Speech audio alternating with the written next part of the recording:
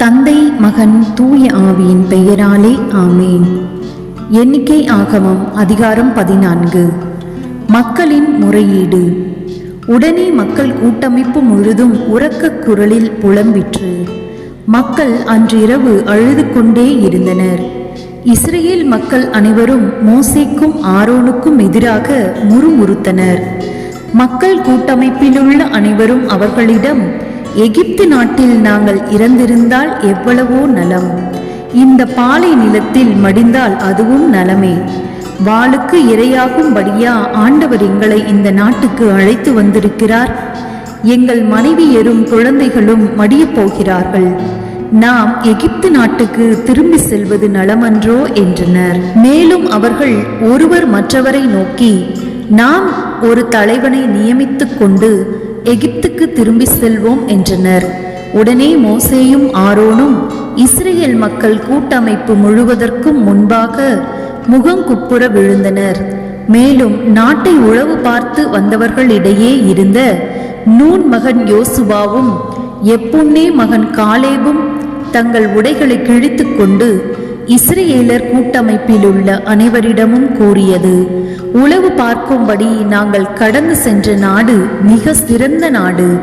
ஆண்டவருக்கு நம்மேல் நல்விருப்பு ஏற்பட்டால் பாலும் தேனும் வழிந்தோடும் இந்த நாட்டினுள் அவர் நம்மை அழைத்துச் சென்று அதை நமக்கு தருவார். எனவே ஆண்டவருக்கு எதிராக மட்டும் கிளந்தெழாதீர். நாட்டின் மக்களுக்கு அஞ்சாதீர்.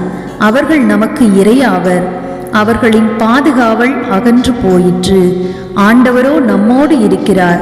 அவர்களுக்கு அஞ்ச வேண்டாம். ஆனால் மக்கள் கூட்டமைப்பினர் அனைவரும் அவர்களை கல்லால் எரியும்படி கூறினர். உடனே ஆண்டவரின் மாட்சி சந்திப்பு கூடாரத்தில் இஸ்ரேல் மக்கள் அனைவருக்கும் தோன்றியது. மோசே மக்களுக்காக வேண்டுதல் செய்தல். ஆண்டவர் மோசேயிடம், எதுவரை இம்மக்கள் என்னை இழிவுபடுத்துவார்கள்? நான் அவர்களுக்கு அடையாளங்கள் தந்தும் எதுவரை இவர்கள் என்னில் நம்பிக்கை கொள்ளாதிருப்பார்கள்? நான் அவர்களை கொள்ளை நோயால் வதைத்து அவர்களை புறக்கணித்து விடுவேன். உன்னையோ அவர்களை விட பெரியதும் வலியதுமான இனமாக்குவேன் என்றார். ஆனால் மோசே ஆண்டவரிடம் கூறியது, அப்போது எகிப்தியர் இதை பற்றி கேள்விப்படுவார்களே, நீர் அவர்களிடமிருந்து தானே இம்மக்களை உம் ஆற்றலால் கொண்டு வந்தீர். அதோடு இந்த நாட்டு குடிகளிடமும் அவர்கள் சொல்லி வைப்பார்கள், ஆண்டவரே நீர் இம்மக்களிடையே இருக்கிறீர் என்பதை அவர்கள் கேள்விப்பட்டிருக்கிறார்கள். ஏனெனில் ஆண்டவரே, நீர் நேர்முகமாய் காணப்படுகிறீர். உமது மேகம் அவர்கள் மேல் நிற்கிறது. பகலில் மேகத்தூணிலும் இரவில் நெருப்புத் தூணிலும் நீர் அவர்களுக்கு முன்னே போகிறீர். நீர் இப்போது இம்மக்களை ஓர் ஆள் என கொன்றுவிட்டால் உம் புகழை கேள்விப்பட்டிருந்த இனத்தவரெல்லாம் ஆண்டவர் இம்மக்களுக்கு வாக்களித்த நாட்டுக்குள் அவர்களை கொண்டு வர இயலாததால் பாலை நிலத்தில் அவர்களை கொன்று போட்டார் என்று சொல்வார்களே. இப்போதும் உம்மை மன்றாடி கேட்கிறேன், நீர் வாக்களித்தபடி ஆண்டவர் ஆற்றல் சிறப்புறுவதாக.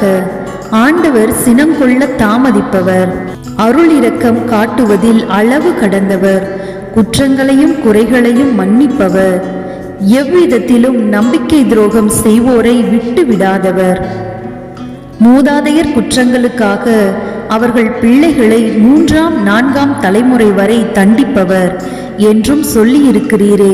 உம்மை மன்றாடி கேட்கிறேன், இம்மக்களின் குற்றங்களை மன்னியும். உம் அருள் இரக்கத்தின் பேரளவின் படியும் எகிப்தில் இருந்து இதுகாரும் இம்மக்களை நீர் மன்னித்து வந்தது போன்றும் செய்யும். ஆண்டவர் மோசேயிடம் கூறியது, உன் வாக்கின்படி நான் மன்னித்து விட்டேன். ஆயினும் உண்மையாகவே என் உயிர்மேல் ஆணை, பூ உலகனைத்தும் நிறைந்துள்ள ஆண்டவரின் மாட்சியின் மேல் ஆணை, எகிப்திலும் இப்பாலை நிலத்திலும் என் மாட்சியும் நான் செய்த அருஞ்செயல்களையும் கண்டிருந்தும் 10 தடவையும் இம்மனிதர்கள் என்னை சோதித்து என் குரலுக்கு செவி கொடுக்காததால் இவர்களில் ஒருவன் கூட இவர்கள் மூதாதையருக்கு தருவதாக நான் வாக்களித்திருந்த நாட்டினை காண மாட்டான். என்னை இழிவுபடுத்திய எவனுமே அதை பார்க்க மாட்டான். ஆனால் என் அடியான் காலேபு வேறுபட்ட மனநிலை கொண்டு என்னை முழுமையாக பின்பற்றினான். ஆகவே அவன் சென்று வந்த நாட்டுக்குள் அவனை கொண்டு வருவேன். அவன் தலைமுறையினர் அதனை உடைமையாக்கிக் கொள்வர். இப்போது அமலேக்கியரும் கானானியரும் பள்ளத்தாக்குகளில் வாழ்கின்றனர். எனவே நாளைக்கு நீங்கள் செங்கடலுக்கு போகும் வழியே பாலை நிலத்துக்கு திரும்பி செல்லுங்கள். முறையிட்ட மக்களை ஆண்டவர் தண்டித்தல். மேலும் ஆண்டவர் மோசேயிடமும் ஆரோனிடமும் கூறியது: இப்பொல்லாத மக்கள் கூட்டமைப்பினர் எதுவரை எனக்கெதிராக முறுமுறுப்பர்? எனக்கெதிராக முறுமுறுக்கும் இஸ்ரேல் மக்களின் முறுமுறுப்புகளை நான் கேட்டேன். நீங்கள் அவர்களிடம் சொல்ல வேண்டியது: ஆண்டவர் கூறுவதாவது, என் உயிர்மேல் ஆணை, என் செவிகளில் படுமாறு நீங்கள் சொன்னதையே நான் உங்களுக்கு செய்வேன். எனக்கெதிராக முறுமுறுத்த 20 வயதும் அதற்கு மேலும் எண்ணப்பட்ட மொத்த தொகையினரான நீங்கள் இப்பாலை நிலத்தில் பிணங்களாக விழுவீர்கள். நீங்கள் குடியிருக்கும்படி நான் வாக்களித்த நாட்டிற்குள் எப்புன்னே மகன் காலேபையும் நூன் மகன் யோசுவாவையும் தவிர ஒருவருமே வரமாட்டீர்கள். ஆனால் இரையாகி விட போவதாக நீங்கள் கருதிய உங்கள் குழந்தைகளை நான் கொண்டு போய் சேர்ப்பேன். நீங்கள் இழிவாய் எண்ணின நாட்டை அவர்கள் கண்டறிவார்கள். உங்களை பொறுத்த மட்டில் நீங்கள் இப்பாலை நிலத்தில் பிணங்களாக விழுவீர்கள். 40 ஆண்டுகள் உங்கள் பிள்ளைகள் இப்பாலை நிலத்தில் அலைந்து திரிவர். உங்கள் நம்பிக்கை துரோகத்திற்காக இப்பாலை நிலத்தில் உங்களுள் கடைசி ஆள் பிணமாக விழும் வரை அவர்கள் துன்புறுவர்.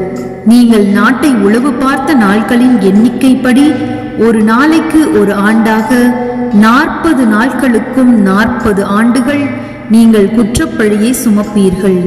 என் வெறுப்பையும் அறிந்து கொள்வீர்கள். ஆண்டவராகிய நானே பேசியுள்ளேன். எனக்கு எதிராக ஒன்று கூடிய இப்பொல்லாத மக்கள் கூட்டமைப்பு முழுவதற்கும் இதை நான் கட்டாயம் செய்து முடிப்பேன். இப்பாலை நிலத்தில் அவர்கள் முற்றிலும் அழித்தொழிந்து அங்கேயே மடிவார்கள். நாட்டை உளவு பார்க்க மோசே அனுப்பி பின் திரும்பி வந்து நாட்டை பற்றி தவறான அறிக்கையை கொண்டு வந்து மக்கள் கூட்டமைப்பு முழுவதையும் அவருக்கு எதிராக முறுமுறுக்க செய்த ஆட்கள், அதாவது நாட்டை பற்றி தவறான அறிக்கை கொண்டு வந்த ஆட்கள் ஆண்டவர் முன்னிலையில் வாதையால் மாண்டனர். ஆயினும் நாட்டை உளவு பார்க்க சென்றவர்களில் நூன் மகன் யோசுவாவும் எப்புன்னே மகன் காலேபும் உயிர் தப்பி வாழ்ந்தனர். நாட்டை கைப்பற்றும் முதல் முயற்சி. மோசே இவ்வார்த்தைகளை இஸ்ரேல் மக்கள் எல்லோரிடமும் கூறினார். மக்கள் மிகவும் அழுது புலம்பினர். அவர்கள் காலையில் எழுந்து, இதோ நாம் இங்கிருந்து ஆண்டவர் வாக்களித்த இடத்திற்கு ஏறி செல்வோம், நாம் பாவம் செய்துவிட்டோம் என்று சொல்லி மலை உச்சிகளை நோக்கி சென்றனர். அப்போது மோசே சொன்னது: ஏன் இப்போது ஆண்டவர் கட்டளையை மீறுகிறீர்கள்? அது நடக்கப் போவதில்லை. உங்கள் எதிரிகளால் முறியடிக்கப்படாதபடி நீங்கள் ஏறி செல்ல வேண்டாம். ஆண்டவர்தாம் உங்களிடையே இல்லையே? அங்கே அமலேக்கியரும் கானானியரும் உங்களை எதிர்க்க இருக்கிறார்கள். நீங்கள் வாளால் வெட்டி வீழ்த்தப்படுவீர்கள். ஏனெனில் ஆண்டவரை பின்பற்றுவதினின்று நீங்கள் விலக்கப்பட்டீர்கள். ஆண்டவர் உங்களோடு இருக்க மாட்டார். ஆனாலும் அவர்கள் மலை உச்சிகளுக்கு ஏறி செல்ல துணிந்தனர். ஆண்டவரின் உடன்படிக்கை பேழையோ மோசேயோ பாளையத்தை விட்டு புறப்படவே இல்லை.